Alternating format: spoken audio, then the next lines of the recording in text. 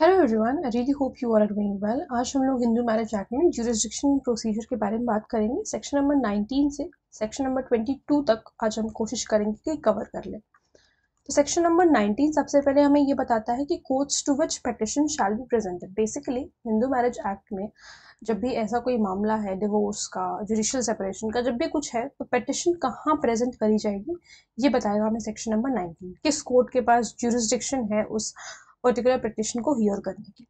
Every petition under this act shall be presented to the district court. District court में present करी जाएगी within the local limits of whose ordinary original civil jurisdiction. तो देखो यहाँ पे civil jurisdiction की बात करी गई है, ठीक है। डिस्ट्रिक्ट कोर्ट में होगा। अब कहाँ पर होगा हमें ये तो पता चलेगा कि डिस्ट्रिक्ट कोर्ट में होगा, लेकिन कौन से डिस्ट्रिक्ट कोर्ट में? तो ये बताया कि जहां मैरिज सोलेमनाइज्ड हुई थी या तो वहां पे कर लो, उस जगह के डिस्ट्रिक्ट कोर्ट में कर लो, या फिर जहां पर the respondent at the time of the presentation of petition resides, या फिर जहां पर रिस्पोंडेंट का रेजिडेंस है, जहां पर वो रहता है वहां पर कर लो, ठीक है।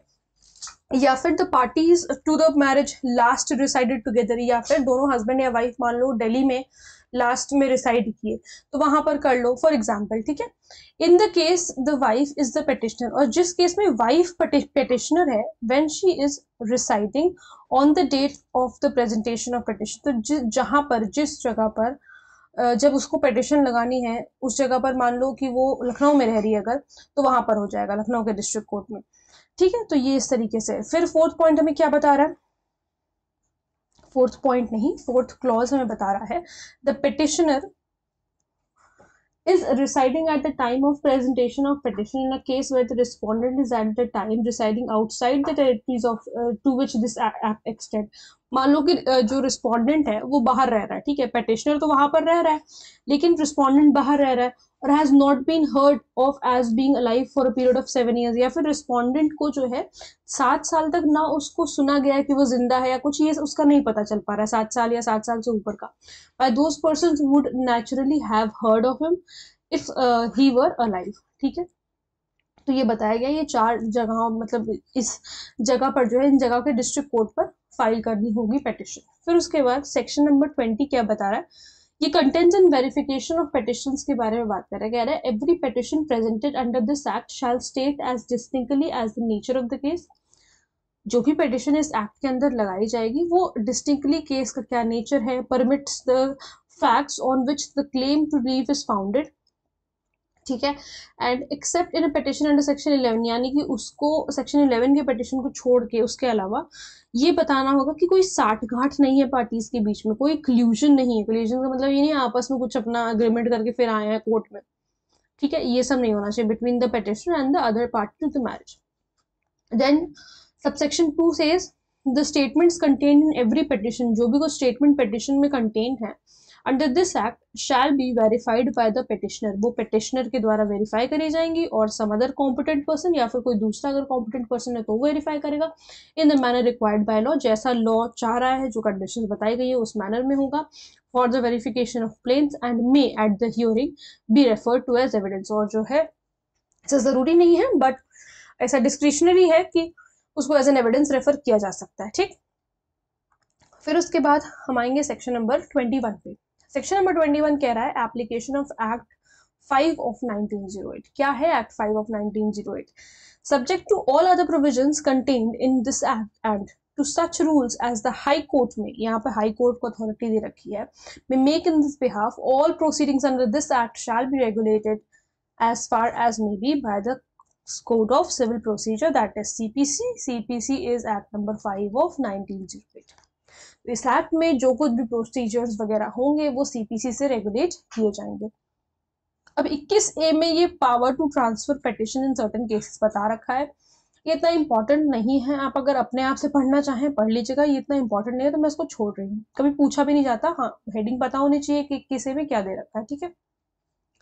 आगे बढ़ते हैं 21B पे। 21B क्या बात कर रहा है?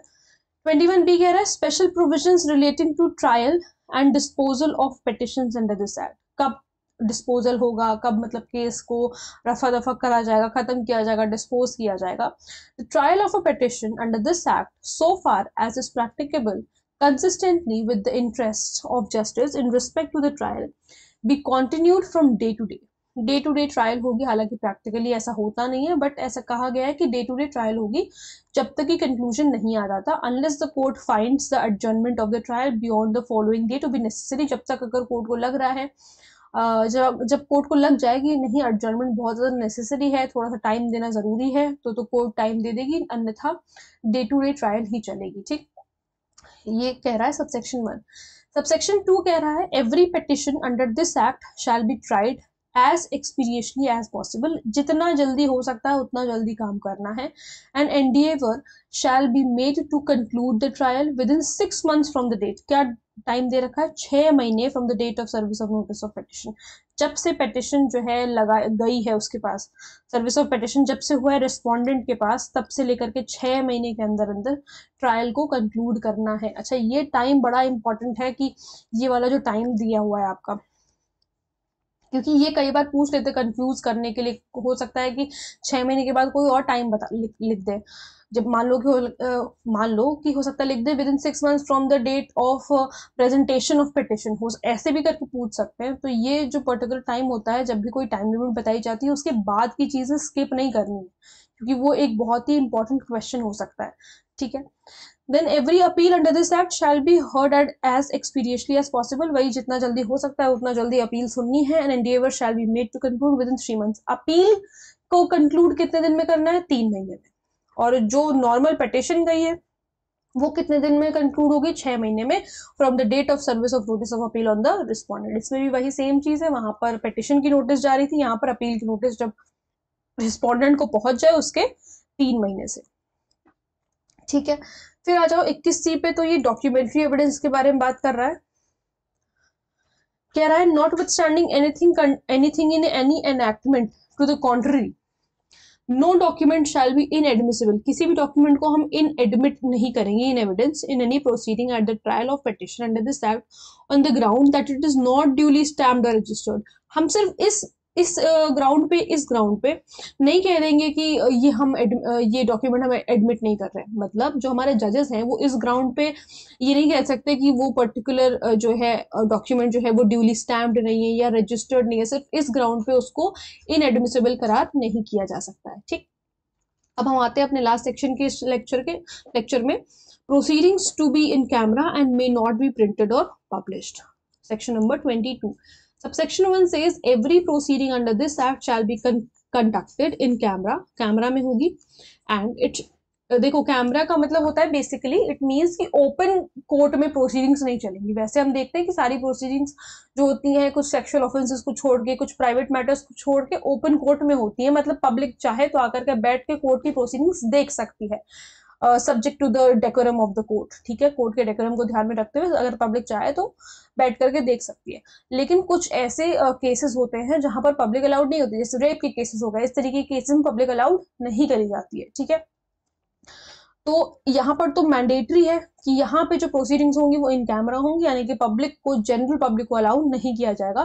And it shall not be lawful for any person to print or publish any matter in relation to any such proceedings. यानी कि मीडिया कुछ भी ऐसा प्रिंट या पब्लिश नहीं कर सकेगी प्रोसीडिंग को लेकर के, except a judgment of the high court. हाँ, अगर हाई कोर्ट का कोई जजमेंट आ गया है तो वो आप प्रिंट या पब्लिश कर सकते हो, या सुप्रीम कोर्ट का कोई जजमेंट आ गया है तो वो आप कर सकते हो, बट प्रीवियस परमिशन लेनी होगी कोर्ट की। ठीक है, subject to the previous permission. Then subsection 2 says if any person, यहाँ पर सजा भी बताई गई है कि अगर आपने प्रिंट या पब्लिश किया, इस पर्टिकुलर प्रोविजन के जो कंडीशंस है उसको अगर कॉन्ट्रवीन किया जो सबसेक्शन 1 में बता रखे, shall be punishable with fine which में एक्सटेंड टू 1000 रुपीज। तो 1000 रुपए तक का जुर्माना देना पड़ सकता है। ठीक है, देना क्या पड़ सकता है? देना पड़ेगा। ठीक है, सो आई होप आप लोगों को ये सेक्शंस अच्छी तरीके से समझ में आ गए होंगे। अगर कोई प्रॉब्लम है, कोई डाउट है, तो आप मुझसे कमेंट सेक्शन में पूछ सकते हैं। मिलते हैं नेक्स्ट लेक्चर में। Thank you so much.